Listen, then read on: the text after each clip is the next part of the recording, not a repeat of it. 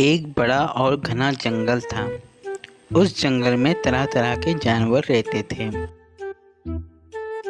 पर सभी छोटे बड़े जानवर एक दूसरे से परेशान रहते थे, क्योंकि कोई भी जानवर जंगल के कानून का पालन नहीं कर रहा था। सब अपनी मर्जी के मालिक थे।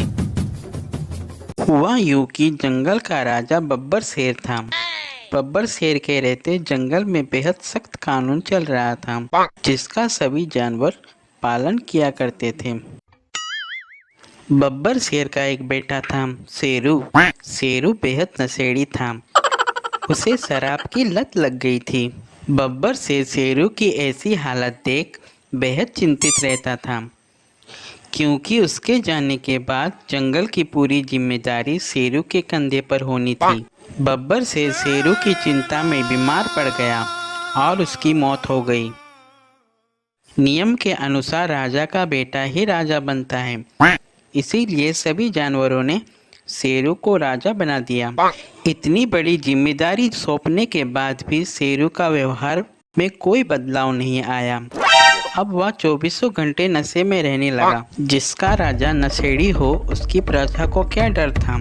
जंगल के सभी जानवर अपनी अपनी मनमानी करने लगे। मनमानी के चलते छोटे और कमजोर जानवर को परेशानी होने लगी, क्योंकि उन्हें हद से ज्यादा बेवजह मारा जाने लगा था। सभी जानवर परेशान थे, पर उनमें इतनी हिम्मत नहीं थी कि वह शेरू के सामने अपनी बात रख सके। एक दिन जंगल के सभी छोटे और कमजोर जानवरों ने एक सभा बुलाई। कालिया भालू ने कहा, ये क्या हो रहा है हमारे जंगल में? ऐसे ही चलता रहा तो जंगल में कोई नहीं बचेगा। मीकू बंदरिया ने कहा, बिल्कुल सही कहा आपने कालिया जी। कल मैंने अपने बेटे के लिए एक बनाना फ्लेवर की टॉफी दिलाई थी, पर चिंपू चिंपैंजी ने अपनी ताकत का हवाला देते हुए टॉफी छीन ली। लो कर लो बात। अब ऐसा कोई करता है भला बच्चे से? इतने में भग्गू भेड़िया ने कहा, कुछ भी हो जाए, हमें राजा शेरू से बात करके जंगल में फिर से कानून लाना होगा। सभी जानवरों ने भेड़िए की बात पर हामी भरी और राजा शेरू के पास चले गए।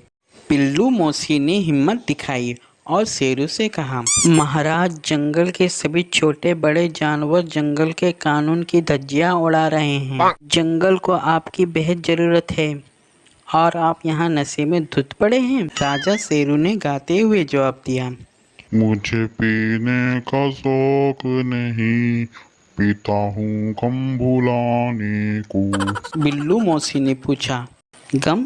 क्या गम है आपको? शेरू ने जवाब दिया, गम है किसी के प्यार में, दिल सुबह शाम।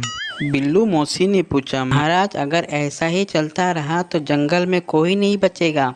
आप ही बताइए, हम आपके लिए क्या कर सकते हैं? शेरू ने झूमते हुए कहा, मैं कुंवारा कब तक बैठूं, बैंड मेरा बजवाओ, मेरी शादी करवाओ, मेरी शादी करवाओ।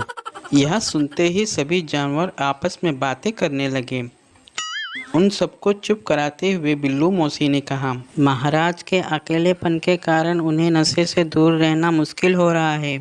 हमें जंगल में दोबारा कानून लाना है, तो हमें जल्द ही महाराज के लिए एक अच्छी और सुशील दुल्हन लानी होगी। सभी जानवरों ने मिलकर अड़ोस पड़ोस के सभी जंगलों में दुल्हन ढूंढना शुरू कर दिया और जानवरों की मेहनत रंग लाई और उन्होंने शेरू की शादी एक अच्छे शेरनी से कर दी। शेरू ने शेरनी की बात पर पीना छोड़ दिया और जंगल में फिर से पहले की तरह कानून चलने लगा।